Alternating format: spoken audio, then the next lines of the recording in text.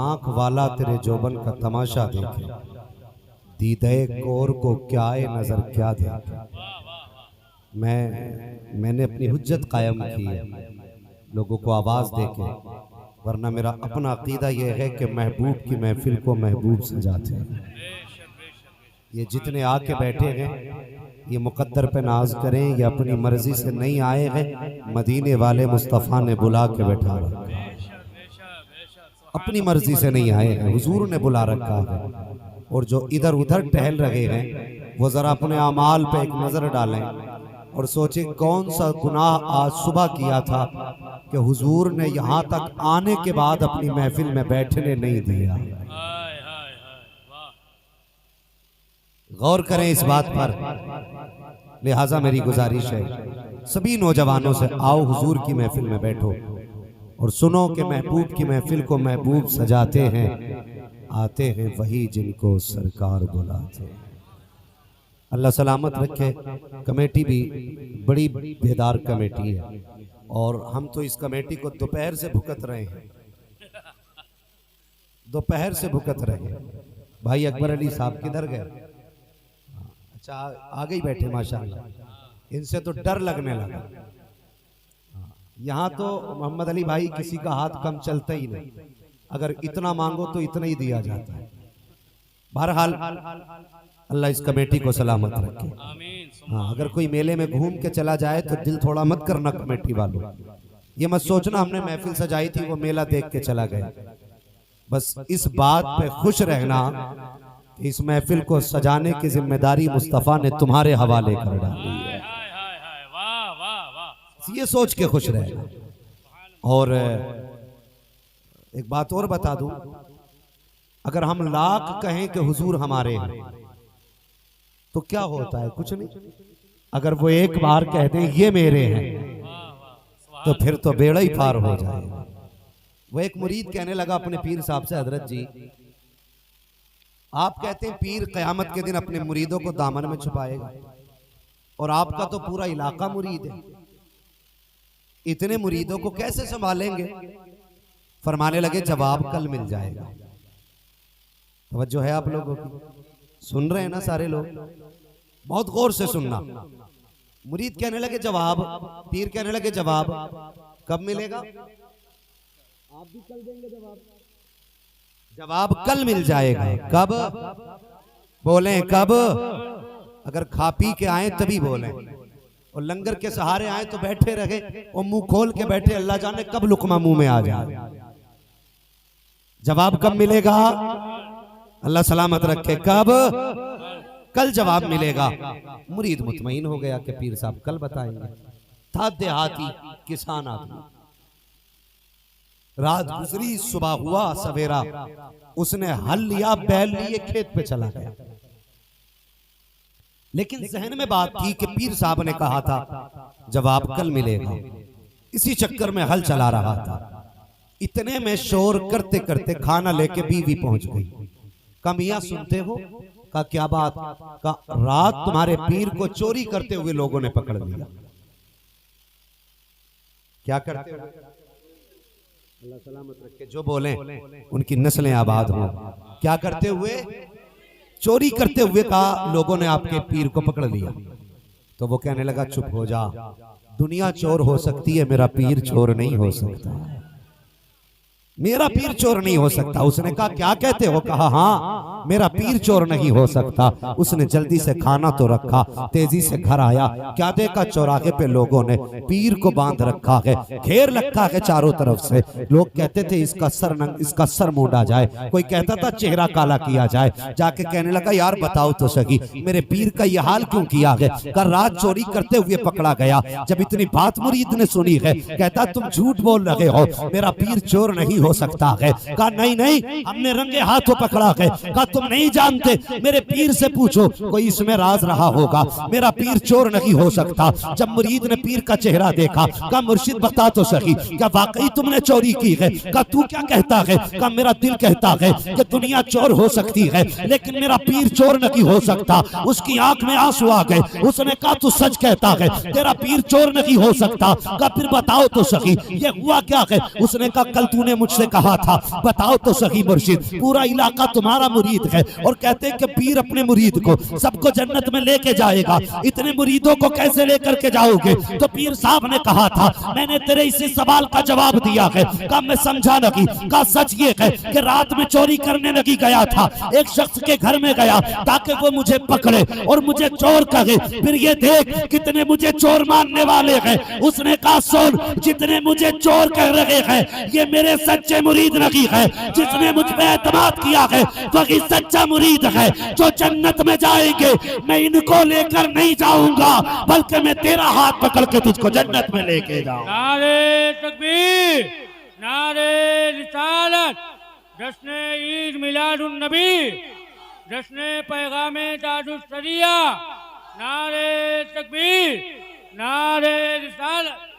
अब वो लोग समझें जो मेलों में तमाशाई बने हैं और बिरयानी खाने के लिए सबसे आगे कूदते हैं, 11वीं के लिए सर फोड़ लेते हैं, 11वीं खाने के लिए तुम हो तो मुस्तफा की बातें कौन सुनने आएगा?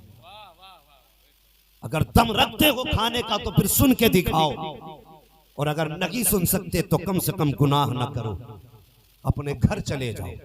मेरे हुजूर ने फरमाया दुनिया में सबसे बुरी जगह मेला बाजार है। कमेटी वालों, आइंदा कोई ऐसा मेला न लगने देना जिसमें मर्द औरतें एक साथ घूमें। ख्याल करना इस बात का, कभी ना लगने देना। और उम्मीद है जो कमेटी इतना बड़ा जलसा कर सकती है, इंशाअल्लाह ये इंतजाम भी आइंदा साल करेगी। होगा नहीं इंशाअल्लाह। और मैं तुमसे गैरतमंद मुसलमानों पूछना चाहता हूं, इस मेले में घूमने वाली बच्चियां या तो तुम्हारी बेटियां हैं या मेरी बेटी? बोलो है कि नहीं? ऐसा ऐसे ही है ना? या तो तुम्हारी बच्चियां हैं या मेरी बच्चियां हैं। हमें हया आनी चाहिए। हम मेलों में अपने बच्चों को जाने की इजाजत क्यों दे रहे हैं? क्यों दे रहे हैं? कुछ लोग ऐसे पीर परस्त लोग हैं जो ये कहते हैं नहीं नहीं, मेला है, बुजुर्ग की महफिल है, जाना चाहिए। जरा दिल पे हाथ रख के बता, हुजूर फरमाते दुनिया में सबसे बुरी जगह मेला और बाजार होता है, सबसे अच्छी जगह मस्जिद होती है। पूछो इन उलमा से कि मर्द मस्जिद में नमाज पढ़ने जा सकता है, औरत जा सकती है कि नहीं? तुम अपनी बेटी को मस्जिद में नमाज पढ़ने भेज सकते हो, जुमा पढ़ने भेज सकते हो? अगर भेज सकते हो तो हाँ बोलो, और नहीं भेज सकते तो ना बोलो। बताओ, नमाज पढ़ने भेज सकते हो? जुमा पढ़ने भेज सकते हो?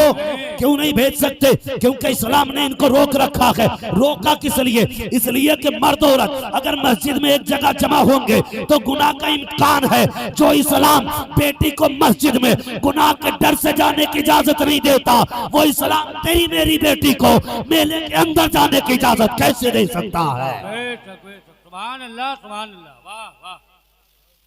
जब बेटियों को अच्छी जगह जाने की इजाजत नहीं तो बुरी जगह जाने की इजाजत कैसे दे सकती हो? खुदा के वास्ते अपनी बेटियों को पर्दे की तलकीन करो, और ये पर्दा तभी होगा जब तेरी मेरी बेटी मुस्तफा के दीन से जुड़ेगी, जब कुरान की तालीम हासिल करेगी, तभी हमारे घरों के अंदर हया आएगा।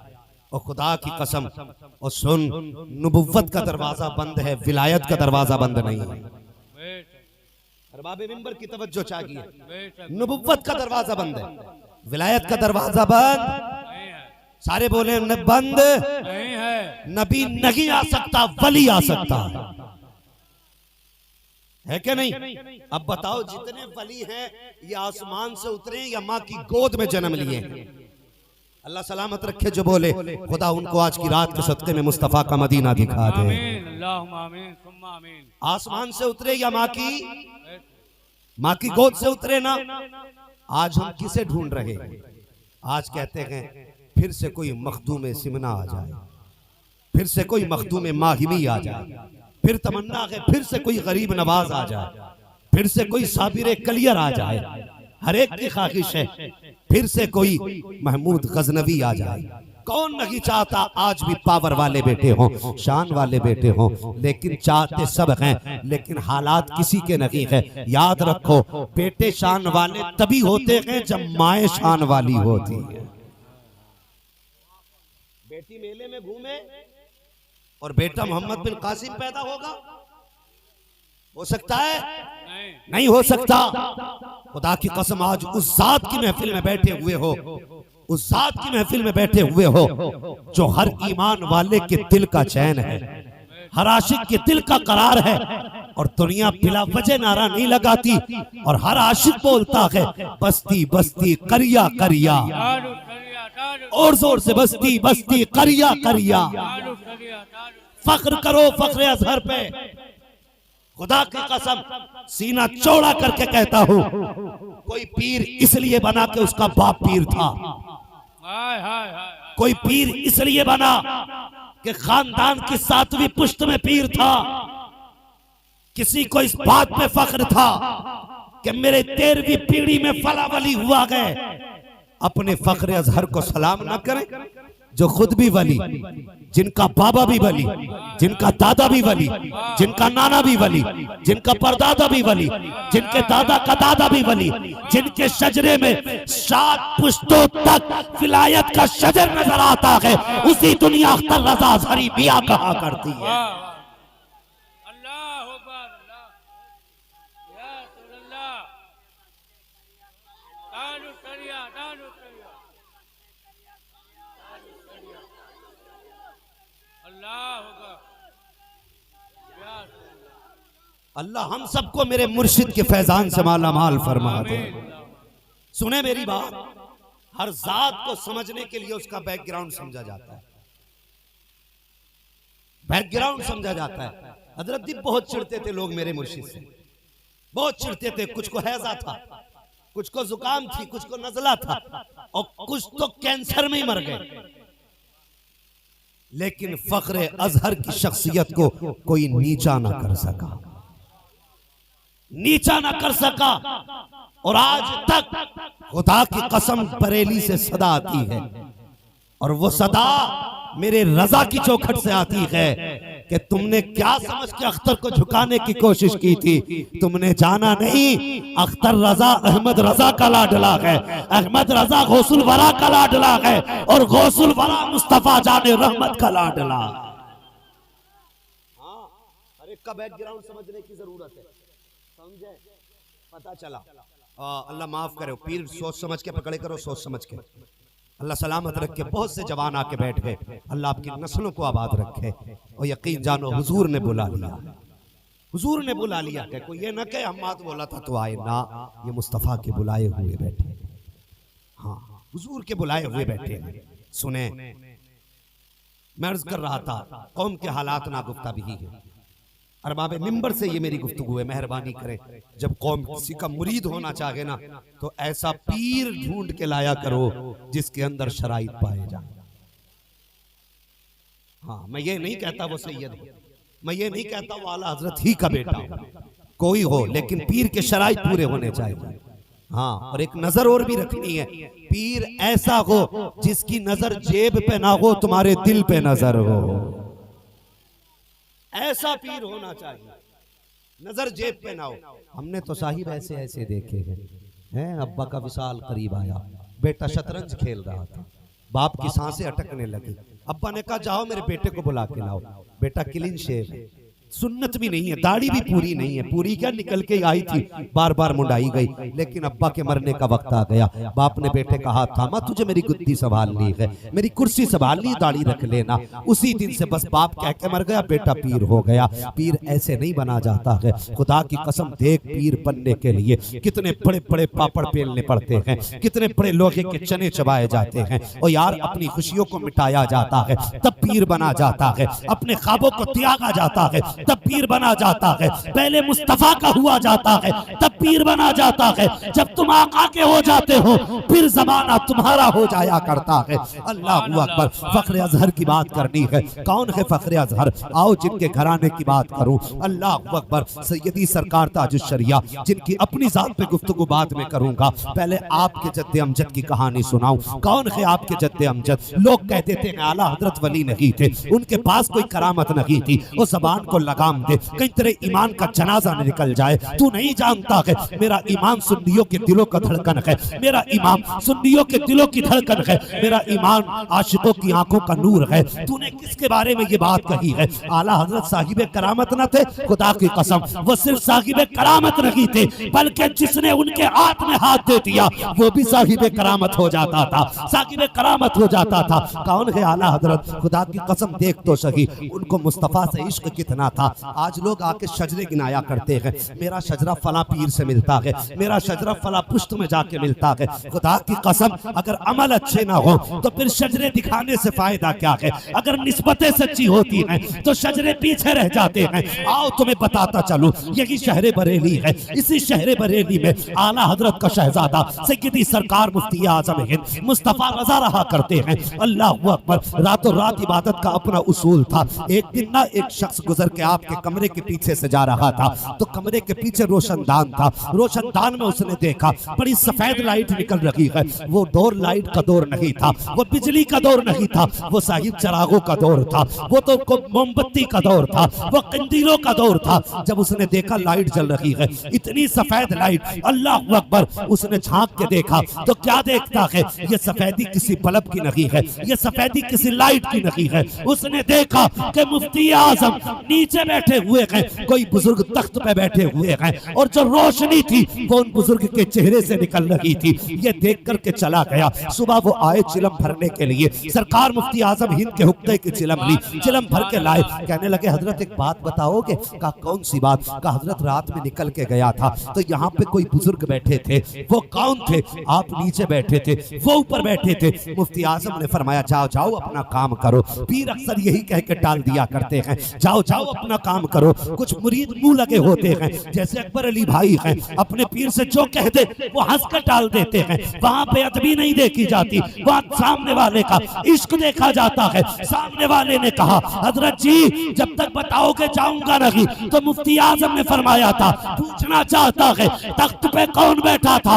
आप फरमाते हैं बताइए हुजूर। मुफ्ती आजम ने कहा सुन नीचे मुस्तफा बैठा, मुस्तफा रजा था, और जो तख्त पे बैठे थे वो गौसुल वरा बैठे हुए थे, बगदाद का ताजदार बैठा हुआ था, और जो रोशनी थी वो चराग और कंदील की नहीं थी बल्कि मुस्तफा के शहजादे के चेहरे की रोशनी थी। नारे तकबीर, नारे रिसालत, जश्न ईद मिलादुन नबी, बस्ती बस्ती करिया करिया, बस्ती बस्ती करिया करिया। कौन बना मेहमाने कावा, कौन बना मेहमाने कावा। नारे तकबीर, नारे रिसालत। वाह वाह, सुभान अल्लाह, सुभान अल्लाह। ये मेरे मुफ्ती आजम हिंद हैं जो मेरे मुर्शिद ताजुश्शरिया के नाना हैं। हाय हाय हाय, वाह। इनकी बेटी के बेटे हैं सरकार अख्तर रजा। हाय हाय, इनकी बेटी के बेटे। वो लोगों बेटे पैदा होते हैं, बाप को बड़ी खुशी होती है, बेटा पैदा होता है, खानदान को खुशी होती है। लेकिन खुदा की कसम जब मेरा मुर्शिद अख्तर रजा पैदा हुआ, सिर्फ खानदान ने खुशियां नहीं मनाई, सारे जहान ने खुशियां मनाई। बेशक बेशक, सुभान अल्लाह, सुभान अल्लाह। सारे जहान ने खुशियां मनाई। और सुने कोई छोटी जात नहीं सरकार ताजुश्शरिया की, इतनी बड़ी जात है। आला हजरत के सामने आपके शहजादे हुज्जतुल इस्लाम मेरे मुर्शिद के दादा गिरामी अल्लामा हामिद रजा बैठे हैं। आला हजरत ने हुज्जतुल इस्लाम यानी ताजुश्शरिया के दादा का चेहरा देखा और देख के फरमाने लगे हामिद रजा जी का तेरी नस्ल में एक ऐसा बेटा पैदा होगा जो मसलक आला हजरत यानी मसलक अहले सुन्नत के परचम को दुनिया के कोने कोने तक पहुंचाएगा। बेशक बेशक, सुभान अल्लाह। जो मसलक अहले सुन्नत के परचम को दुनिया के कोने कोने तक पहुंचाएगा। और जमाने ने देखा, खुदा की कसम, बरेली शरीफ में पैदा होने वाला बच्चा जब पैदा हुआ मुफ्ती आजम हिंद की गोद में दिया गया। आपने अपना लुआब दहन हुजूर ताजुश शरिया के मुंह में डाला। जब आपकी उम्र शरीफ 4 साल 4 माह 10 दिन की हुई है, उसके बाद आपकी बिस्मिल्लाह खानी सरकार मुफ्ती आजम हिंद करा रहे हैं। कौन है मुफ्ती आजम हिंद? आओ तुम्हें बता दूं ये किस शख्सियत ने आपकी बिस्मिल्लाह खानी कराई है। मुफ्ती आजम हिंद का अपना मामला यह है कि एक सरकार मुफ्ती आजम हिंद का बड़ा चाहने वाला था। गरीबी इतनी थी कि मकान खरीदने के पैसे नहीं थे। जब पैसे मकान का सौदा हुआ तो उस वक्त में तकरीबन 9.5 लाख या 11 लाख का सौदा हुआ था। जिस मकान की खरीदारी की बात थी, गरीब के पास सिर्फ 3.5 लाख रुपए थे। सरकार मुफ्ती आजम हिंद के पास आया, आके कहने लगा हुजूर मेरे पास 3.5 लाख का इंतजाम है, मकान की इतनी कीमत है। आका अगर ये मकान नहीं खरीदा गया तो हुजूर बच्चों के लिए छत नसीब नहीं होगी, मेरे बच्चे बगैर छत के रह जाएंगे। तो मुफ्ती आजम हिंद ने ये नहीं कहा था कि 3.5 लाख हैं तो मेरे घर में बैंक तो नहीं है, मेरे घर में नोट छापने की मशीन भी नहीं है, बल्कि मुफ्ती आजम फरमाते हैं जा लेके आ कितनी रकम है तेरे पास। वो लेकर के सारी रकम आया। आने के बाद मुफ्ती आजम के हाथ में दी। सुनना प्यारे गौर से, हाथ में देने के बाद मुफ्ती आजम कहीं गए नहीं हैं, अपनी जगह पे खड़े हैं। कहा इसमें कितने पैसे हैं? कहा हुजूर 3.5 लाख रुपए हैं। मुफ्ती आजम ने अपने हाथ में लिया और लेने के बाद वापस उसी के हाथ में दिया। फरमाया जा, जब जमीन दाखिल खारिज होने लगे, जब तेरे नाम चढ़ने लगे और पैसा मांगा जाए तो उस वक्त तो हाथ में देना। अगर पूछे कितना है तो ये मत बताना कितना है, बस इतना कह देना कि खोल के देख ले कितना है। अल्लाह अकबर मुरीद लेकर के गया, जाके कचहरी में जब जमीन का दाखिल खारिज होने लगा और मुरीद का एतकाद देखो, उसे पता था 3.5 लाख है, मकान का सौदा 9 लाख का है। जब बात ये आई है का पैसा दिया जाए, जब उसने हाथ का रुमाल दिया है, का कितने है, का खोल के देख, खुदा की कसम कुर्बान जाऊं मुफ्ती आजम पे। जब रुमाल को खोला गया तो हैरत में था। वो कहता है जब रुमाल में रखे थे तो 3 लाख थे, जब खोल के देखा गया तो 2.5 लाख रुपए रखे हुए। नारे तकबीर, नारे रिसालत, जश्न ईद मिलादुन नबी, मसलके आला हजरत, मसलके आला हजरत, नारे तकबीर, नारे रिसालत। अगर मुफ्ती आजम की अता ये है तो फिर गौसे आजम की अता क्या रही हो? वाह वाह सुभान अल्लाह। हाँ, कौन देता है देने को मुंह चाहिए, देने वाला है सच्चा, और जोर से देने वाला है सच्चा हमारा नबी, हमारा नबी। वाह वाह। खुदा की कसम ये मुफ्ती आजम की जात है। वो बता, अगर पैसे को हाथ लगा दे तो पैसे में बरकत हो जाती है, और जिसको अपना लुआब यानी थूक चटाया होगा फिर उसके इल्म का अंदाजा कौन लगा सकता है? बेशक बेशक, कौन लगा सकता है इल्म का अंदाजा? और आगे बढ़े, तवज्जो है जी जी बेशक। अभी थके तो नहीं है, जरा एक नारा लगा दे, इश्क मोहब्बत, इश्क मोहब्बत। आला हजरत, आला बस हजरत। अब सफर आगे करता हूँ। उम्र शरीफ कितनी हुई? उम्र शरीफ आपकी उस वक्त हुई 4 साल 4 महीने 10 दिन। बिस्मिल्लाह खानी किसने कराई? हुजूर मुफ्ती आजम हिंद ने, जोर से मुफ्ती आजम हिंद ने कराई। ठीक है जी, मुफ्ती आजम हिंद ने बिस्मिल्लाह खानी कराई। फिर कहां भेजा गया? कहां भेजा गया? किसी मकतब में नहीं, किसी दारुल उलूम में नहीं, किसी मदरसे में नहीं।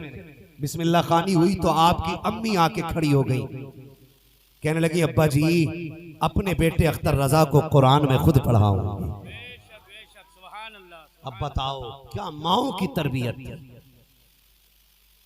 क्या तरबियत थी? ताजुश शरिया ने इब्तदाई तालीम माँ से सीखी है। अगर माएं कारिया होती हैं तो फिर बेटे ताजुश शरिया हुआ करते। इसलिए जरूरी है बेटे को दीन, बेटियों को दीन सिखाओ, बेटियों को दीन सिखाओ। नुकसान कितना बड़ा है, तुमने बेटियों को मदरसे पढ़ाया नहीं, इन्हें उर्दू भी नहीं आती जो किताब पढ़ ले। फुर्सत मिलती है ना तो या तो मोबाइल या फिर टीवी, 2 ही चीजें हैं ना, या तो मोबाइल देखेंगी या फिर सीरियल देखेंगी। कुछ और काम क्या करें? किताब उर्दू पढ़ नहीं सकती, कुरान आता नहीं है। अगर बताओ वो औरतें जो सीरियल देख करके बच्चों को जन्म दें तो उनकी गोद में फिर ताजुश शरिया तो नहीं आएंगे, कोई नाचने वाला ही आएगा। बताइए, फिर तो कूदने वाला ही आएगा ना। और माँ सबसे पहली बुनियाद के बच्चों की तरबियत, पहली बुनियाद।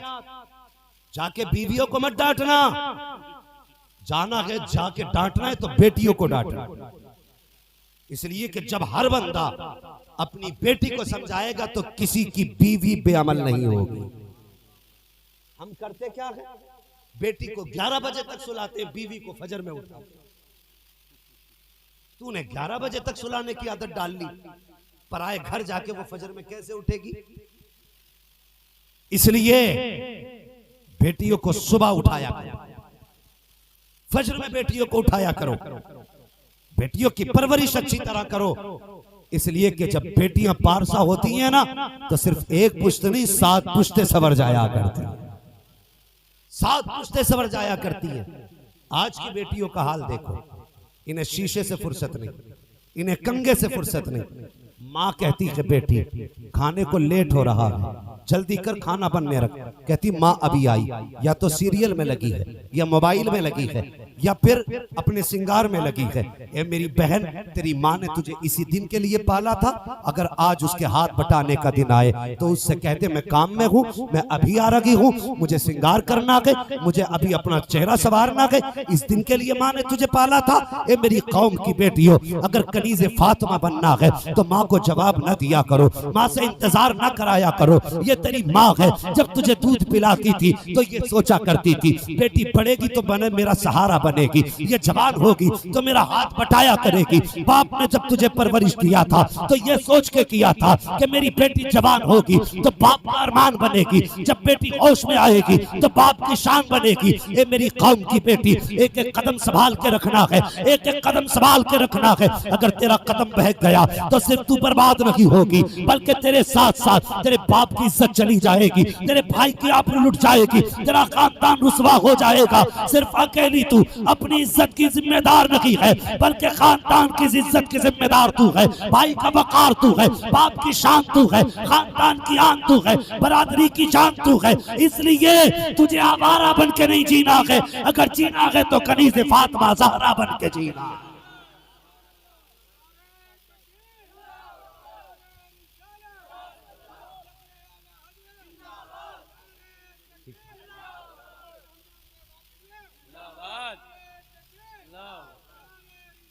या रसूल अल्लाह, या रसूल। इसलिए जरूरी है बेटियों को कुरान की कारिया बना दो। अगर माए अच्छी होती हैं तो बेटे जोर से, बेटे और जोर से बेटे अच्छे होते हैं। अल्लाह अकबर। आपने बाबा फरीदगंज शकर का नाम सुना होगा, सुना है क्या नहीं? गंज शकर इनको क्यों कहा जाता है? इसलिए नहीं कि मुसल्ले के नीचे पुड़ियां थी, इसलिए कहा जाता है कि अगर आप पढ़ के खारी पानी पे दम कर देते थे तो कड़वा पानी भी मीठा हो जाया करता था। अल्लाह अकबर। ये बाबा फरीद गंज शकर हैं। अल्लाह अकबर। बाबा फरीद गंज शकर। अच्छी माओ की तरबियत देखें। आज हमारी माँ बहनें तरबियत कैसे करती हैं। सुने, बच्चा रोया, मोबाइल उठाया, गाना बजाया, करवट में रख दिया, खुद बाप बातें करने लग गई, गपशप करने। बच्चे के हाथ में दिया मोबाइल और अपना बातों में लग गई। मेरी बहन, तूने सोचा भी नहीं, जो तूने इसके हाथ में मोबाइल बचपन में दिया है ना, ये जहर है, जहर। ये खा जाएगा इसे, ये तबाह कर देगा इसे। इसलिए जरूरी है बच्चे रोया करें तो उन्हें मोबाइल ना दिया करो। खुदा तौफीक दे तो कुरान की तिलावत करके सुनाया करो, सूरे फातिहा पढ़ के सुनाया करो, मुस्तफा का दुरूद पढ़ के सुनाया करो। अगर तुम बेटियों को, बच्चों को दुरूद पढ़ के सुनाओगे तो आज जो ये कुत्ते भौंक रहे हैं, कभी मुस्तफा के खिलाफ, कभी शरीयत के खिलाफ, और मौलवी कौम से चीख रहे हैं, उठो नबी की अजमत के लिए, तो चीखने की जरूरत नहीं पड़ेगी। अगर तेरे बेटे की परवरिश दुरूद के साए में होगी तो किसी में हिम्मत नहीं होगी हुजूर के खिलाफ भौंक सके। अगर कोई भौंकेगा तो हुजूर का आशिक आगे बढ़ेगा, गले में हाथ डाल के जबान खींच के बाहर रख डालेगा। नारे तकबीर, नारे रिसालत। मसलके आला हजरत पैगामे ताजु शरिया कॉन्फ्रेंस इश्क मोहब्बत नारे रिसालत। इसलिए माए चाहती हैं कि बेटे फर्माबरदार हो, तो हाथ में मोबाइल ना दो, खुद भी कुरान पढ़ो, बेटे को कुरान सुनाओ। हाँ, जानते हो माँ के शिकम का असर कितना होता है? ये मेरी कौम बैठी है, बड़ी सादा कौम है, अल्लाह तुम्हें सलामत रखे। मैं बेवकूफ नहीं कहूंगा, इसलिए कि बेवकूफ वो होते हैं जिनके पास ईमान ही नहीं होता। ईमान वाला कभी बेवकूफ नहीं होता है। सुने, ये सादे सादे सीधे लोग, बहुत सीधे लोग। हमारा बच्चा 5 साल का होता है, कोई गलती कर दे, मोहल्ले वाले कहते तेरे बच्चे ने गलती है, छोड़ो ना, अभी तो बच्चा ही है, अभी कभी तो बच्चा ही है।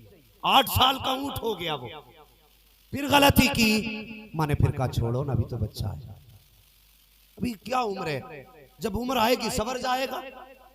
दरख्त कभी मोटे होके नहीं सुधरा करते, वही पौधे सीधे होते हैं जिनको बचपन से सवारा। मुतमईन है ना इस बात से?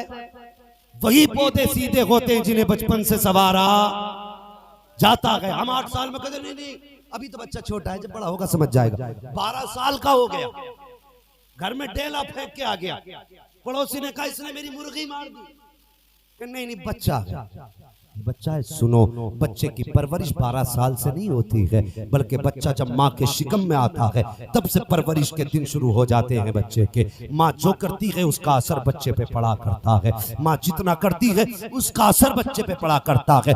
यही वजह है कि सरकार गौसे पाक जब दुनिया में तशरीफ लाए, माँ उस्ताद के पास लेके गई थी, जरा इसे पढ़ाइए तो हजरत। जब उस्ताद के सामने सरकार गौसे पाक गए, उस्ताद ने कहा बेटे पढ़ो बिस्मिल्लाह।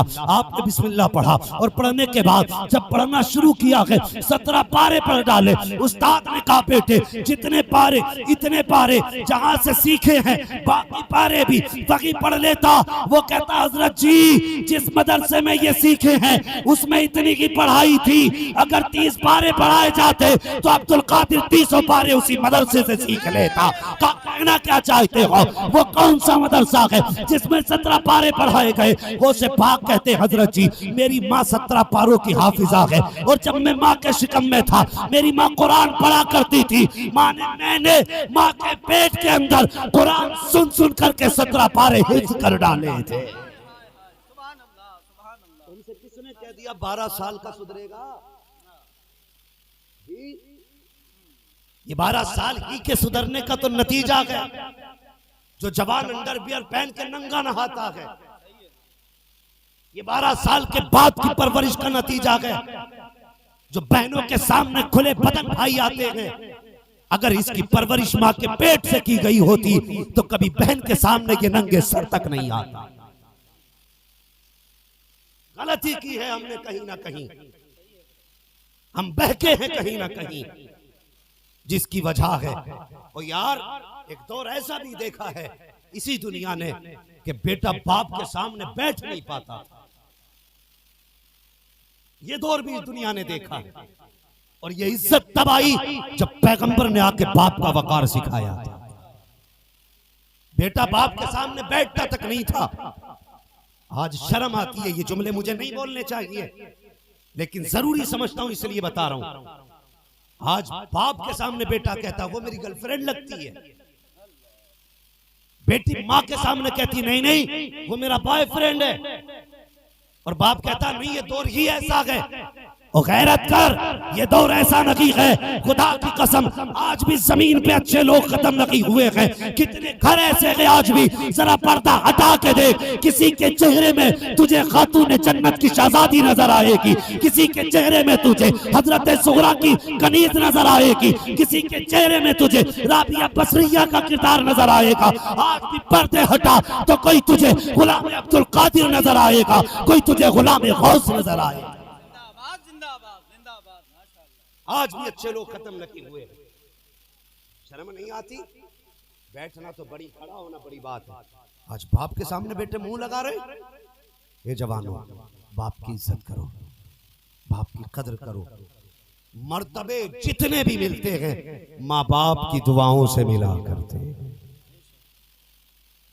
माँ बाप की दुआओं से मिला करते। मैं अगर अभी आपसे पूछूं जो लोग माँ बाप से प्यार करते वो हाथ उठा दे, तो यकीनन सारे लोग हाथ उठा दे। नहीं बेटे, नहीं हाथ ना उठा बेटे, झूठ हो जाता है। मैं जानता हूँ यहाँ सब उठा देंगे, इसलिए कि भीड़ का डर है ना। यहाँ हाथ ना उठाया तो भेद खुल जाएगा। और भाई यहाँ झूठे हाथ ना उठा, ये तो भीड़ कुछ भी नहीं है। कयामत की भीड़ तो ऐसी होगी जिसमें अव्वलीन भी जमा होंगे, आखरीन भी जमा होंगे। जब वहां कहा जाएगा माँ बाप के नाफरमान खड़े हो, तो फिर कहाँ छुपोगे। इसलिए जवानों, बच्चों, माँ बाप की इज्जत कर लो, माँ बाप की कदर कर लो। माँ बाप दुआएं दे दे तो किस्मतें बदल जाया करती है। ख्वाजा कुतुबुद्दीन बख्तियार काकी रहमतुल्लाह तआला अलैह से पूछा गया, हजरत जी आप इतने बड़े वली कैसे बने? सुने, ये जरूरी नहीं है वली वही होगा जो माँ के पेट से वली हो। समझ रहे मेरी बात? ये जरूरी नहीं है वली वही होगा जो माँ के पेट से वली हो। पूछो इन उलमा से। हजरत बिश्र हाफी रहमतुल्लाह तआला अलैह, आपका शराब का कारखाना था।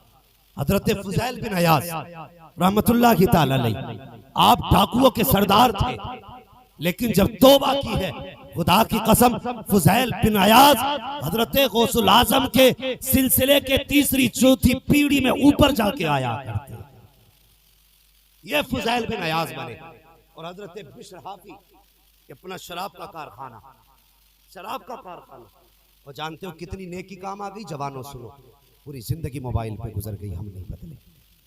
हाँ, नाटक देखते हैं, गाने सुनते हैं, फिल्में देखते हैं, तुझे कहानी मैं दिखा दूं। बिश्र हाफी कितनी सी नेकी में बदल गए। गुजर के जा रहे एक रास्ते से, तो रास्ते में एक बंदे को देखा शराब पिए हुए है, और जबान पे उसके जारी है अल्लाह। आप भी बोल दें अल्लाह, और जोर से अल्लाह। ये जुमला उसकी जबान पे था। बिश्र हाफी का अपना भले शराब का कारखाना था, लेकिन उस शराबी के मुंह से लफ्ज़ अल्लाह को सुना ना, तो कहने लगे मुंह में शराब की महक और मेरे रब का पाक नाम ले रहा है। आपने उसका मुंह धुला, मुंह में पानी डाला, मुंह साफ किया, ताकि गंदे मुंह से रब का नाम ना ले पाए, और मुंह धुल के चले आए। जब आके ना अपने कारखाने में आए, अल्लाह अकबर, अगले दिन का सवेरा हुआ तो उस इलाके के जो सबसे बड़े वली थे वो सुबह हजरत बिश्र हाफी के दरवाजे पे थे। दरवाजा खटखटाया, अंदर से आवाज आई, कौन? अपना नाम बताया, कहा मैं आया हूं। कहा किस लिए? कहा रब की तरफ से पैगाम लेके आया। और यार विधायक का पैगाम आ जाए, आदमी कलेजा चौड़ा करता है। मंत्री की तरफ से फोन आ जाए, बड़ा चौड़ा हो जाता है। और बता, जिसकी तरफ रब ने पैगाम भेजा हो, उसकी खुशी का अंदाजा। बिश्र हाफी ने जब इतना सुना रब का पैगाम, नंगे पैर दौड़ लिए, नंगे पैर, चप्पल भी नहीं पहने। मैं कह दूं आपके पीर आ रहे, आप खुशी में चप्पल भी नहीं पहनेंगे, मेरे पीर आ रहे, खुशी में दौड़ लोगे। ये खुशी के लम्हे होते हैं। इसी तरह बिश्र हाफी भी नंगे पैर दौड़े, मेरे रब का पैगाम आया है। कहा हाँ। जब दरवाजे पे गए, पता मेरे रब ने क्या कहा है? आने वाले ने कहा बिश्र, रब ने फरमाया है जाकर के मेरे बिश्र से मेरा सलाम कह देना। अल्लाह अकबर, इतना सुनना था। बिश्र हाफी की चीख निकल जाती है, रो के कहते हैं, मैं शराब का कारखाना चलाने वाला, मुझे रब ने सलाम भेजा है। कहा किस लिए? कहा तूने शराबी का मुंह धुला था, क्योंकि उसके मुंह से लफ्ज़ अल्लाह निकल रहा था। रब को तेरा ये अमल बड़ा पसंद आ गया है, इसलिए उसने तुझे सलाम भेजा है। बिश्र हाफी की चीख निकली, रो के कहने लगे, ओ माने वाले, जा मेरे रब से कह देना, बिश्र हाफी ने कहा है अगर वो मुझ जैसे गुनाहगार को सलाम भेज सकता है, अगर मैं पारसा हो जाऊंगा तो फिर कितने इनाम और इकराम फरमाए। अल्लाहू अकबर। और फिर पूरी जिंदगी हजरत बिश्र हाफी ने चप्पल नहीं पहनी। इसलिए नहीं पहनी कि जिस वक्त रब का पैगाम आया था नंगे पैर थे, तो वो वक्त इतना प्यारा था, वो कहते आज के बाद मुझे चप्पल ही नहीं पहनना। फिर रब के कितने बड़े वली बने। और हर अच्छे आदमी के भी दुश्मन होते, ये नहीं अच्छे लोगों के दुश्मन नहीं होते, दुश्मन ही अच्छे लोगों के होते। हजरत अली फरमाते हैं अगर तेरी मुखालफत होने लगे तो समझ लेना या तो तू कुछ बन गया है या बनने वाला है। बात सच्ची हो तभी बोले सुभान अल्लाह। और तजर्बाकार लोगों, आपने तो दुनिया देखी है, हम किताबों में वो नहीं पढ़ सकते जो तजर्बे आपने किए हैं। लेकिन बात सच्ची है। फरमाया गया अगर मुखालफत शुरू हो जाए, या तो तू कुछ हो चुका है या तू कुछ होने वाला है। मुखालफत अगर हुआ करे तो परेशान ना हुआ करो, रब का शुक्र अदा किया। तो मुखालिफ पैदा हो गए। अब तक भी शराफी का कोई दुश्मन नहीं, अब मुखालिफ भी हो गए। आप मस्जिद में भी जाते नंगे पैर जाते, रास्ते में चलते नंगे पैर जाते। लोग कहने लगे बिश्र को देखें कैसे ये नंगे पैर रहेगा। रास्ते में अल्लाह अकबर कीचड़ बिछाया गया, लोगों ने कीचड़ बिछाया कि अब तो बिश्र जब जाएगा अब तो पैर सनेंगे। लेकिन जमाने ने देखा बिश्राफी जब चलते थे तो कीचड़ पे भी ऐसे चलते थे जैसे कोई सूखे फर्श पे चला करता है, सूखे फर्श पे चला करता है। लोग जानवरों को जानबूझ करके उन गलियों से गुजारा करते थे जिनसे बिश्र गुजरते थे ताकि ये गंदगी करें, बिश्राफी के पैर गंदे हो। तारीख गवाह है, जानवर गुजर तो जाते थे लेकिन गंदगी नहीं करते थे। उन्हें भी पता था कि इस रास्ते से रब का वली गुजर के जाया करता। नारे रिसालत मसलके आला हजरत अजमत औलियाए किराम हजरत अल्लामा मुफ्ती हम्माद रजा साहब क़िबला, नारे तकबीर। अल्लाहु अकबर। तो ये तौबा का इतना बड़ा अजर है। जवानों आज तौबा कर लो, रब को जवानी की तौबा बड़ी पसंद है। हाँ, और बुढ़ापे में तौबा की तो क्या की, बुढ़ापे में जाके तो भेड़िया भी तौबा कर लेता। जब दांत नहीं रहते फिर तो कह देता लो जी तौबा कर ली, आज के बाद किसी की बकरी पे हमला नहीं करेंगे, करेगा नहीं कि करने लायक नहीं बचा। रब को जवानी की इबादत और जवानी की तौबा बड़ी पसंद है। ओ जब कोई जवान रोता है ना तो अल्लाह की रहमतें दामन में उसके आंसू संभाल लेती। आज मेरा जवान बंदा रोया है। अगर कोई जवान रब को आवाज देता है, कहता या रहमान, अल्लाह 70 मरतबा कहता मांग मेरे बंदे क्या मांगना चाहता है। गलती तो हमने की ना जवानों, हम अपने रब को भूल गए, हमने रब को आवाज देना छोड़ दिया। तो खुदा के वास्ते जवानों, ये जवानी गुनाह के लिए नहीं, रब को मनाने के लिए। माँ बाप की इज्जत करेंगे, बोलो इंशाअल्लाह। और करवट में देखो कौन नहीं बोल रहा है, जो ना बोले समझ लेना, समझ गए ना। इसका मतलब है दाल में कुछ काला है। माँ बाप की इज्जत करेंगे, जोर से बोलो, माँ बाप की कदर करेंगे, उनकी खिदमत करेंगे इंशाअल्लाह। तो मैंने कहा था नबुव्वत का दरवाजा बंद है, विलायत का दरवाजा बंद है। बाबा फरीदगंज शकर रहमतुल्लाह तआला, वो कभी माँ से भी दुआएं ले लिया करो। मैं आया ना तो सारे लोगों ने बड़ा बढ़ के इस्तकबाल किया। अच्छी बात है, उलमा का इस्तकबाल करना चाहिए, ठीक है, ये अपनी जगह। लेकिन माँ बाप की भी इज्जत करनी चाहिए, माँ बाप की भी इज्जत करनी चाहिए, माँ बाप की भी कदर करनी चाहिए। और सुनो, जो माँ बाप की दुआएं दे सकती है ना, वो किसी पीर की दुआएं नहीं दे सकती। समझ रहे मेरी बात? कितना असर माँ बाप की दुआओं में होता है। सुने, अगर एक तरफ ना 70 वली किसी शख्स के लिए बद्दुआ कर रहे हो और दूसरी तरफ बैठ करके एक माँ उसी शख्स के लिए दुआ कर रही हो, अल्लाह 70 वलियों की दुआएं बद्दुआ टाल देगा, लेकिन माँ की दुआ नहीं टाली जाएगी। ये माँ होती है, तो माँ सबसे पहला मदरसा है बच्चे के लिए। मेरे मुर्शिद को सबसे पहले माँ ने कुरान पढ़ाया। और सुन, जिसकी बुनियाद मुफ्ती आजम ने रखी हो, जिसे कुरान माँ ने पढ़ाया हो, और जिसने 17 साल की उम्र तक वंजरे इस्लाम में पूरी आलमियत और फजीलत की डिग्रियां हासिल की हों, उसके बाद मुफ्ती आजम ने कहा हो, ए बेटे मेरे लख्ते जिगर, अब जा मिस्र पढ़ने के लिए जा।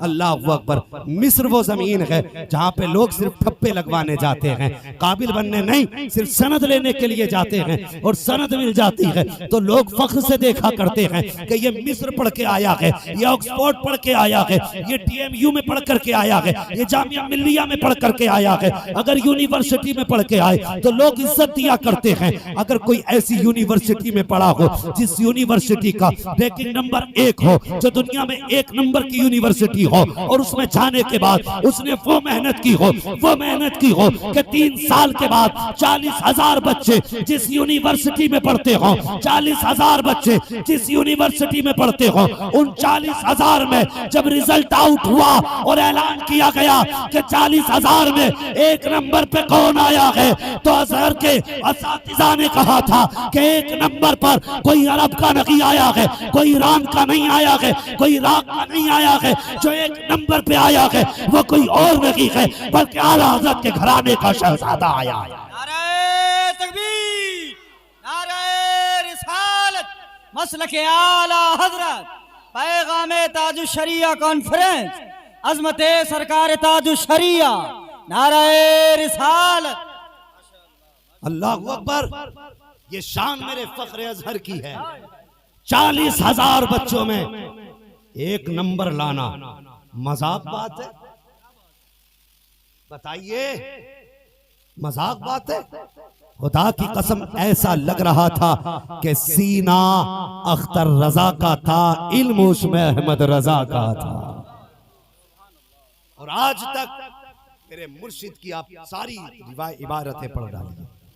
अल्लाह ने वो कमाल कलम में अता फरमाया। खड़े हो जाइए, नारे तकबीर, नारे तकबीर, नारे रिसालत। खिदमत आपको वो रुतबे अता कर देगी इंशाअल्लाह कि जो आप लाखों पीरों की दुआओं से नहीं ले सकते, वो तनहा माँ की दुआ दे सकती है। माँ की खिदमतें किया करें, और कभी घर से निकला करो ना तो माँ बाप की दुआएं लेके निकला करो। आज हादसे हो रहे, मेरी गुफ्तगू मुकम्मल हो गई, मैं हज़रत की सिर्फ तामील कर रहा हूँ। हाँ, तवज्जो कर।